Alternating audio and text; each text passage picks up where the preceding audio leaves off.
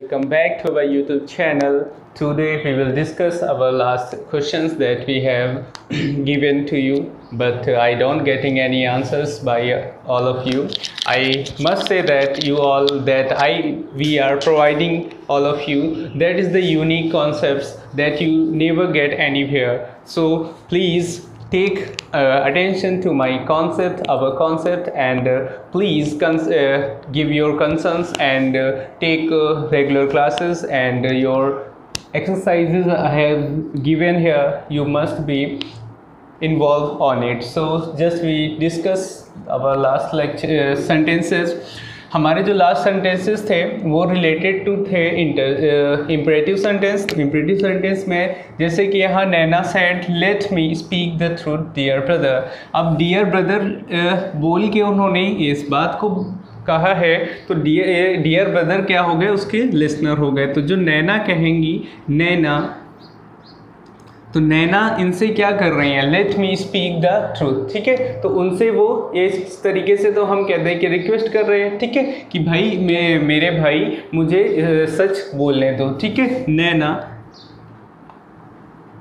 Requested her brother. ठीक है, अब यहाँ डियर लगा दिया है, डियर लगा दिया, हम लोगों ने इसको डिस्कस किया हुआ है. डियर लगा दिया तो फिर इसको हम यहाँ क्या लिखेंगे, अफेक्शनेटली. ठीक है, requested her brother affectionately to let her speak the truth.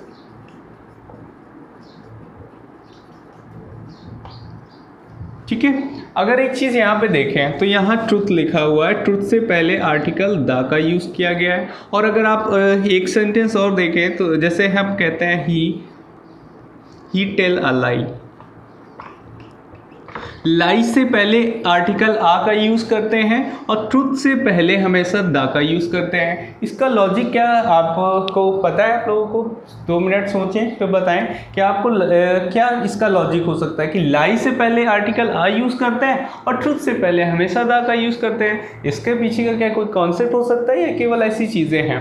तो इसको कभी आप लोगों ने सोचा भी नहीं, और ना इसको हम लोग सोचते हैं, और ना कभी इसके बारे में जानने की कोशिश करते हैं. फिर भी हम यहाँ पर आपको बताएंगे कि इसका लॉजिक एक्चुअली में होता क्या है, क्यों ऐसा किया जाता है कि लाई के साथ आ यूज़ करते हैं और ट्रुथ के साथ द यूज़ करते हैं. ठीक है, तो ये कॉन्सेप्ट है आर्टिकल्स का. ठीक है, आर्टिकल्स जो आपके होते हैं 2 टाइप्स के, ए एंड द. तो ए एन और द. ठीक है, डेफिनिट इंडेफिनिट आर्टिकल्स में आ जाते हैं. ठीक है, तो द जो होता है वो डेफिनिट चीज़ों को डिफाइन करता है और ए एन इंडेफिनिट चीज़ों को. तो जो ट्रूथ होता है वो एक ही होता है. ठीक है, डेफिनिट और इंडेफिनिट. डेफिनिट मतलब जो एक ही हो, इंडेफिनिट मतलब एक से ज़्यादा हो. ठीक है, तो अब जो ट्रूथ होगा, जो सच्चाई होगी वो तो एक ही होगी. अब और जो लाई है, झूठ है, वो तो बहुत से हो सकते हैं. ठीक है, अब स्कूल आप नहीं गए, ठीक है, तो आपसे टीचर ने पूछा आप स्कूल क्यों नहीं आए, तो कुछ बच्चे कह देते हैं कि सर वो हम बीमार थे, हमें मामा के यहाँ जाना था, हमको हमारी साइकिल पंचर हो गई, या ऐसे. तो मतलब झूठ तो कई हो सकते हैं लेकिन सच एक ही होता है.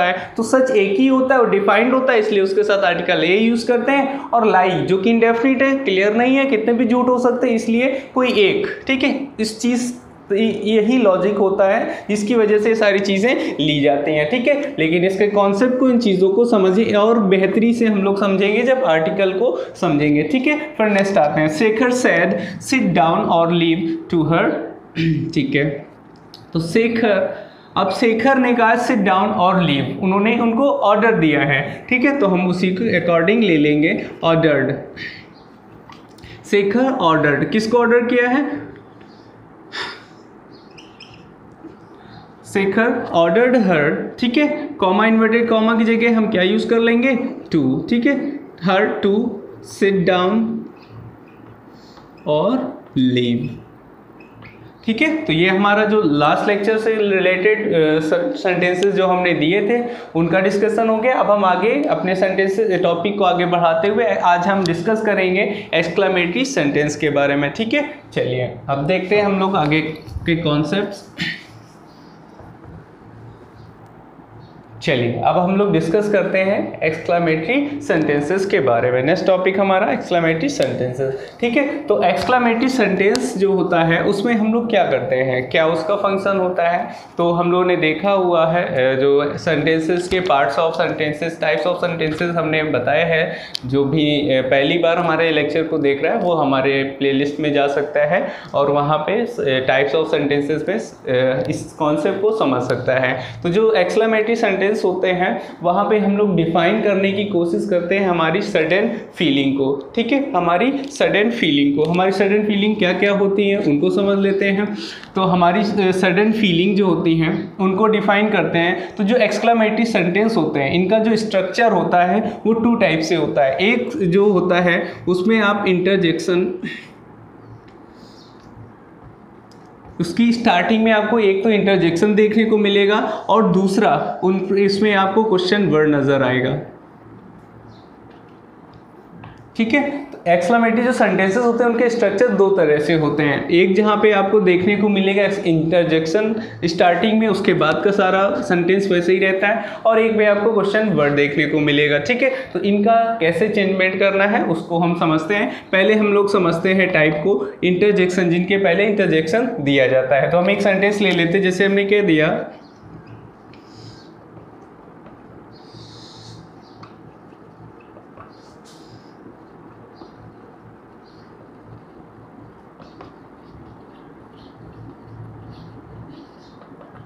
ठीक है। तो ये जो पार्ट है आपका रिपोर्टिंग वर्ब का और ये रिपोर्टेड स्पीच का। अब रिपोर्टेड स्पीच का ही सेंटेंस हम देखते हैं, टाइप देखते हैं, उसी के अकॉर्डिंग हम चेंजमेंट करते हैं। सबसे पहले कहाँ पे, रिपोर्टिंग वर्ब में। तो जब रिपोर्टिंग वर्ब में हम लोग चेंजमेंट करते हैं तो क्या चेंजमेंट होता है उसको समझ लेते हैं। तो रिपोर्टिंग वर्ब में सबसे पहले चेंजमेंट होता है से का, ठीक है। तो से को हमें किस में चेंज करना है इसको समझते हैं। से को अब इसमें हम लोग करने का काम क्या करते हैं, एक्सक्लामेटरी सेंटेंस जो होते हैं उनमें हम क्या दिखाने की कोशिश करते हैं, ठीक है। तो इसमें हम दिखाने की कोशिश करते हैं, चलो यहीं पे ले लेते हैं, क्या दिखाते हैं। जैसे हम दिखाने की कोशिश करते हैं सॉरो, ठीक है, हैप्पीनेस, ठीक है, इस तरीके से। और हम क्या कह सकते हैं, और हम क्या शो करने के एक्सक्लेम करते हैं, एक्सक्लेम जैसे हम लोग यूज़ करते हैं एक्सक्लेम्ड, इसको यूज़ करते चेंज करने में हम लोग यूज़ करते हैं एक्सक्लेम्ड विद, ठीक है। एक्सक्लेम, यहाँ पे हम एक्सक्लेम्स भी कह सकते हैं और एक्सक्लेम्ड भी कह सकते हैं, ठीक है। एक्सक्लेम या एक्सक्लेम्ड विद। उसके बाद हम जो यूज़ करते हैं वो यूज़ करते हैं फीलिंग। जो भी हमारी फीलिंग्स होती हैं, फीलिंग्स कौन सी, जो इंटरजेक्शन के ज़रिए से हम लोग बताने की कोशिश करते हैं, ठीक है। तो कौन सी जो होती हैं, क्या चीज़ें होती हैं, क्या डिफाइन करते हैं हम लोग, एक्सक्लेम करते हैं, उनको भी हम लोग समझ लेते हैं, ठीक है। जैसे कि आप देखते हैं वर्ड लिखा हुआ वाव, ठीक है। और तो वाव जो होता है वो आपको क्या शो करता है, वाव। आप किसी चीज़ को देखकर एकदम से बोलते हैं वाव, तो वो आप क्या हो गए, सरप्राइज को शो करता है, ठीक है। फिर आप जैसे वर्ड हो गया एलॉस, देखते हैं एलॉस, ठीक है। तो एलॉस के ज़रिए से आप क्या सैडनेस शो करने की कोशिश करते हैं, ठीक है। सैडनेस कह दीजिए या सॉरो कह दीजिए, ठीक है। और आप जैसे लिखा हुआ देखते हैं ओ, ठीक है। तो ये जो ओ है ये क्या दिखाता है, ठीक है। ये ओ जो है ये कहीं ना कहीं इससे पहले हम लोग ले लेते हैं, जैसे हमने कह दिया वाव, एलॉस, हुर्रा, हुर्रा, ठीक है। तो हुर्रा भी क्या है, हुर्रा भी हमारे किसको शो करता है, हैप्पीनेस को, ठीक है, ठीक। हुर्रा हो गया। और भी कई वर्ड देखने को मिलते हैं, जैसे आपका ओ लिख गया, वो हो गया, फाई लिखा हुआ आप देखते हैं, ठीक है। तो फाई ओ हो गया, फाई हो गया, वो, एलॉस, हुर्रा, इस तरीके के काफ़ी वर्ड्स देखने को मिलते हैं। अब इनका चेंजमेंट कैसे करते हैं, तो वो हम लोगों ने देखा कि हम यूज़ करते हैं एक्सक्लेम्स या एक्सक्लेम्ड विद फीलिंग, जो भी हम लोग शो करना चाहते हैं, सरप्राइज, सैडनेस, सॉरो, हैप्पीनेस, ठीक है। तो इन सारी चीज़ों को दिखाने के लिए हम लोग यहाँ पे यूज़ करते हैं। तो हम इसको समझ लेते हैं, इसको अपना सेंटेंस मेक करके कि क्या चेंजमेंट करेंगे, ठीक है। जैसे हमने कह दिया देव सैड, तो देव ने एक्सक्लेम किया है, एक्सक्लेम्ड विद, ठीक है। एलॉस, एलॉस क्या दिखाता है? सॉरो को दिखाता था, एक्सक्लेम विद सॉरो, ठीक है। और दूसरी चीज़ कॉमा इन्वर्टेड कॉमा, ठीक है, कॉमा इन्वर्टेड कॉमा हटा के हम लोग कंजंक्शन का यूज़ करते हैं और उसके बाद हम लोग असर्टिव सेंटेंस यूज़ करते हैं, ठीक है। तो कंजंक्शन के जगह तौर पर हम यूज़ करते हैं दैट का और उसके बाद assertive sentence. Assertive sentence start होता है सब्जेक्ट से, उसके बाद हेल्पिंग वर्ब, फिर मेन वर्ब, फिर ऑब्जेक्ट, ठीक है। तो वो हमारा स्ट्रक्चर वही रहेगा, सॉरो, ठीक है, उसके बाद दैट, दैट, ठीक है। अब दैट आ गया, उसके बाद सब्जेक्ट, सब्जेक्ट क्या है? आई, आई कौन? ठीक है, ही हैड लॉस्टेड हिज फ्रेंड, ठीक है। इस तरीके से इसमें चेंजमेंट करते हैं। तो ये वो चीज़ हो गई जिसमें सबसे पहले क्या दिया जाता है? इंटरजेक्शन। फिर हम दूसरा सेकेंड टाइप समझ लेते हैं। सेकेंड टाइप में क्या दिया जाता है? क्वेश्चन वर्ड दिया जाते हैं। क्वेश्चन वर्ड ज़्यादातर आपको देखने को मिलेंगे व्हाट और हाउ, ठीक है। व्हाट और हाउ देखने को मिलेगा और ये हमें क्या दिखाते हैं? ये हमें दिखाते हैं सरप्राइज को, ठीक है, सरप्राइज को और वंडर को। ये चीज़ें हमें शो करने की कोशिश करते हैं, ठीक है। तो ये चीज़ें दिखाते हैं। तो इन्हीं के अकॉर्डिंग हमने जैसे एक सेंटेंस ले लिया, हमने कह दिया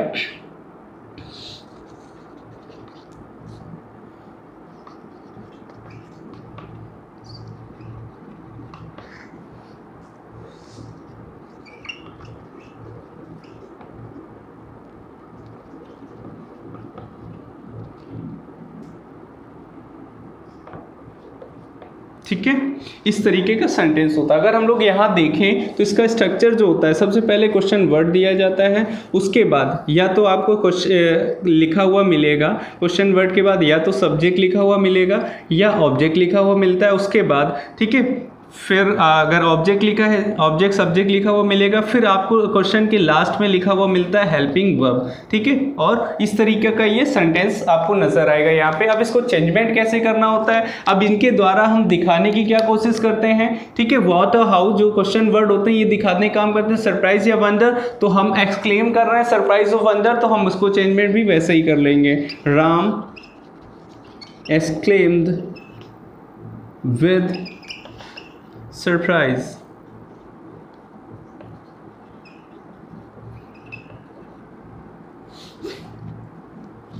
ठीक है, एक्सक्लेम विद सरप्राइज।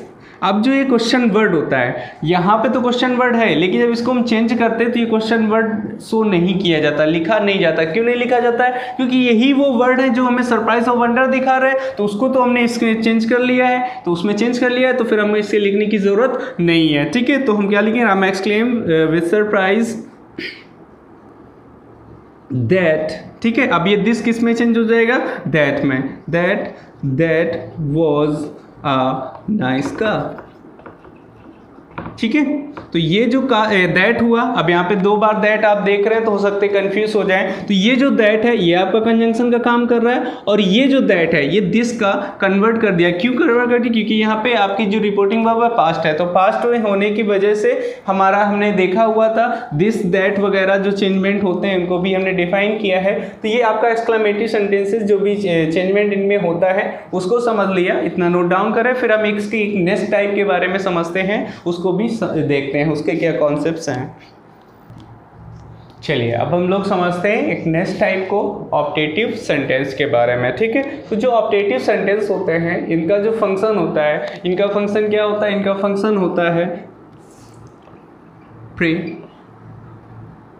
कर्स, ठीक है, प्रे करना किसी के लिए, कर्स करना, विश करना, ग्रीट करना, ठीक है, इस तरीके के चीज़ें करते हैं। तो इन प्रे करना, कर्स करना, विश करना, ग्रीट करना, ये सारी चीज़ें जो भी हैं ये डिपेंड करते हैं किस पे? ये डिपेंड करते हैं हमारे मूड पे, ठीक है, कि हमारा मूड कैसा है। इंसान के मूड पे ही डिपेंड करता है कि वो किसी के लिए प्रे कर रहा है, किसी के लिए वो कर्स कर रहा है, ठीक है, दुआ दे रहा है, बद्दुआ दे रहा है, ठीक है, या किसी को ग्रीट कर रहा है। ये सब इंसान के मूड पे डिपेंड करता है। और मूड को एक्सप्रेस करने वाली जो वर्ब होती है उसको हम कहते हैं मॉडल वर्ब, ठीक है, मॉडल वर्ब होती है। और यहाँ पे मॉडल वर्ब का यूज़ किया जाता है मे का, ठीक है। इसको भी समझते हैं। इससे पहले मैं एक एग्जांपल ले लूँ, जैसे हमने कह दिया गॉड ब्लेस यू,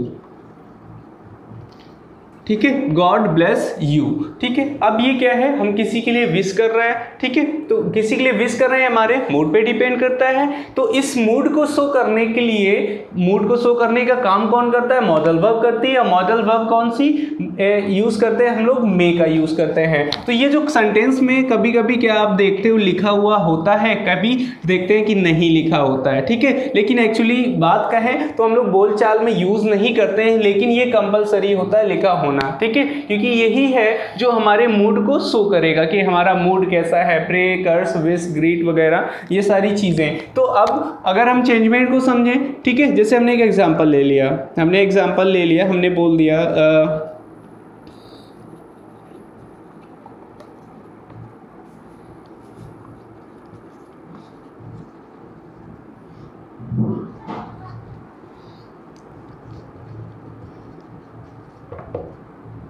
ठीक है, यहाँ जैसे दे दिया Ram sad God bless my friend. अब यहाँ पे अगर हम देखें तो ये जो एक स्ट्रक्चर है, ठीक है, इस स्ट्रक्चर में इन्होंने मूड को शो किया, लेकिन यहाँ पे मे का यूज नहीं हुआ है। तो इस तरीके, ये रिपोर्टिंग वर्ब है और ये रिपोर्टेड स्पीच है। इस रिपोर्टेड स्पीच को देखकर हमें समझ आ रहा है कि ये सेंटेंस कौन सा है, ऑप्टेटिव सेंटेंस है, क्योंकि यहाँ पे ये क्या कर रहा है, किसी के लिए प्रे कर रहा है, किसी के लिए विश कर रहा है। ठीक है, तो अब चेंजमेंट जो स्टार्ट होता है वो स्टार्ट होता है रिपोर्टिंग वर्ब से। ठीक है, रिपोर्टिंग वर्ब से। तो रिपोर्टिंग वर्ब में चेंजमेंट कहाँ से, क्या किस में करते हैं, से में। तो से चेंजमेंट किस में होगा, जैसे हम करते हैं प्रे, तो प्रे का चेंजमेंट हो जाएगा प्रेद में। ठीक है, प्रे, प्रेज या प्रेड में चेंजमेंट हो जाता है। हम करते हैं कर्स, तो हम कर्सेस हो सकता है, कर्स्ड हो जाएगा। ठीक है, कर्स, कर्सेस, कर्स्ड। विश करते हैं तो विशेस या विस्ड। ठीक है, ग्रीट करते हैं तो ग्रीट, ग्रीट्स या ग्रीटेड, इस तरीके के वर्ड हम लोग यूज कर सकते हैं। से को चेंजमेंट इस तरीके से कर लेते हैं। फिर दूसरी चीज समझ आती है कि दूसरा क्या चेंजमेंट होता है। दूसरा चेंजमेंट होता है कॉमा, इन्वर्टेड कॉमा का। तो कॉमा, इन्वर्टेड कॉमा हटाकर हम क्या यूज करते हैं, ठीक है, तो कॉमा, इन्वर्टेड कॉमा को जब भी हम हटाते हैं तो इसकी जगह हम यूज करते हैं दैट का। ठीक है, दैट का यूज किया जाता है। अब इसको हम चेंज करके समझ लेते हैं क्या है, कि इसमें चेंजमेंट कैसे करना है, क्या होना है।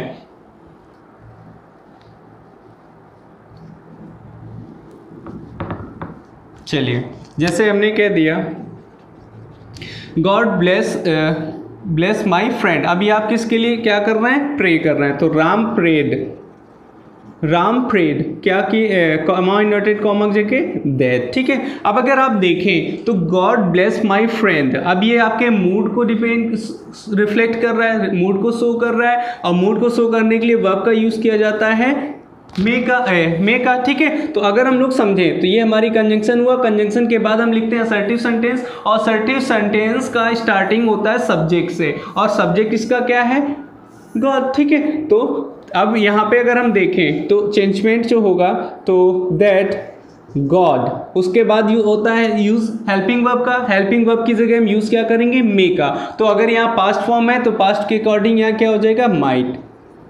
ठीक है, Ram prayed that God might bless his friend. ठीक है, तो इसमें इतनी ही चीजें हैं, इस तरीके से ये चेंजमेंट होता है। इतना नोट करें, फिर एक एक्सरसाइज देख लेते हैं और चीज़ों को और बेहतर से समझ लेते हैं। चलिए, अब हम लोग इन सेंटेंसेस को समझ लेते हैं, अपने कॉन्सेप्ट्स को समझ लेते हैं कि ये किस तरीके से वर्क करते हैं। तो अक्सर अगर आप ऑपरेटिव सेंटेंस की बात करते हैं तो जब हम ऑपरेटिव सेंटेंस को देखते हैं तो अक्सर देखते हैं कि वहाँ पर पूरी बात नहीं कही जाती है। ठीक है, पूरी बात नहीं कही जाती तो फिर वहाँ पर हमें अपनी जो है सेंस के अकॉर्डिंग उस सेंटेंस को कंप्लीट करना होता है। ठीक है, तो जैसे यहाँ पे बात कही गई रियली के बाद क्वेश्चन मार्क लगाए, क्वेश्चन मार्क लगाया तो ये बात क्या हो गई, एक इंटेरोगेटिव तरह साइन करेगा, करेगा, तो हम इसको उसी तरीके अकॉर्डिंग चेंज कर लेंगे। ठीक है, तो क्या हो जाएगा, गीता। तो अब क्वेश्चन वर्ड है, क्वेश्चन में हम क्या यूज करते हैं, आस्क्ड का। ठीक है, गीता आस्क्ड राम। ठीक है, और कॉमा, इन्वर्टेड कॉमा की जगह हम यूज करते हैं किसका, ठीक है, इफ या वेदर का। तो अब यहाँ पे यूज किया जाएगा इफ का। Gita asked Ram if it was real, it was real. ठीक है, तो क्योंकि यहाँ बात पूरी तो कही नहीं गई थी, तो उसको अब हमें अगर एक्सप्लेन करना है तो उसके अकॉर्डिंग हमें अपने सेंस के अकॉर्डिंग ही उसको चेंजमेंट करना होगा। फिर नेक्स्ट देखते हैं, Mahesh said why a soldier said afraid of fighting. अभी हमने ऊपर लिया था फाई के बारे में। फाई क्या शो करता है? फाई डिस्गस्ट शो करता है। डिस्गस्ट मतलब क्या होता है? जैसे कोई चीज़ हम लोग देखते हैं तो कहते हैं अरे छी छी। ठीक है, तो किसी चीज़ को देखकर एकदम से वियर्ड सा लगता है, तो उसी सेंस में हम लोग साई का यूज़ करते हैं, डिस्गस्ट को शो करता है। जैसे कि अगर हम बात करें, एक एग्जांपल हमको याद आता है कि एक अभी एडवर्टाइज चलता है, अक्सर देखा होगा आपने कि जैसे कोई इंसान फेयर एंड लवली लगा रहा है तो उससे बोला जाता है अरे लड़कियों वाली एक क्रीम लगा रहा है। तो जब ये बात आपसे कही जाए कि अरे ये तो लड़कियों वाली क्रीम लगा रहा है, तो सुनने में कैसा एक अजीब सा लगता है। ठीक है, तो वो जो फीलिंग आती है उसी को शो करने के लिए वर्ड यूज़ करते हैं फाई। ठीक है, जैसे कहते हैं ना छी छी, जैसे कोई चीज़ देखिए अरे छी छी छी। ठीक है, उसी चीज़ को डिस्गस्ट को शो करने के लिए हम लोग यूज़ करते हैं। तो यहाँ पे डिस्गस्ट को शो कर रहा है तो हम उसी का यूज़ कर लेंगे। महेश डिस्गस्टेड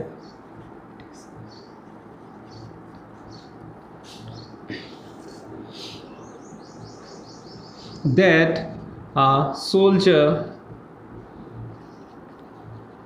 should not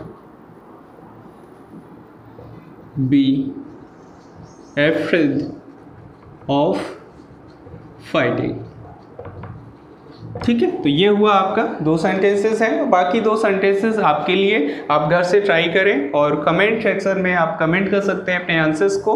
इनको फिर हम नेक्स्ट लेक्चर में डिस्कस भी कर लेंगे। तो जो भी आपका डायरेक्ट इनडायरेक्ट का नरेशन का जितना भी कॉन्सेप्ट था वो हम लोग डिस्कस कर चुके हैं। अब नेक्स्ट लेक्चर में हम लोग इसकी एक एक्सरसाइज लेके आएंगे और उसको डिस्कस करेंगे, जिससे हमारा पूरा जो टॉपिक है वो एक बार फिर से रिवाइज हो जाए। ठीक है, तो हमारा कॉन्सेप्ट, हमारी चीज़ें कैसी लगी इसके लिए ज़रूर आप कमेंट सेक्शन में कमेंट करें। ठीक है, और ज़्यादा से ज़्यादा लोगों को शेयर करें, सब्सक्राइब करने के लिए उनको बोलें। ठीक है, अगर आपको हमारा कंटेंट जो भी है, ठीक है, हम कोशिश करते हैं आपको बेहतर से बेहतर चीज़ें देने की, और आप देखेंगे भी कि हम कोशिश हमेशा यही करते हैं कि आपको हमेशा कुछ नया दिया जाए। ठीक है, तो ज़्यादा से ज़्यादा आप लोग लाइक करें, शेयर करें।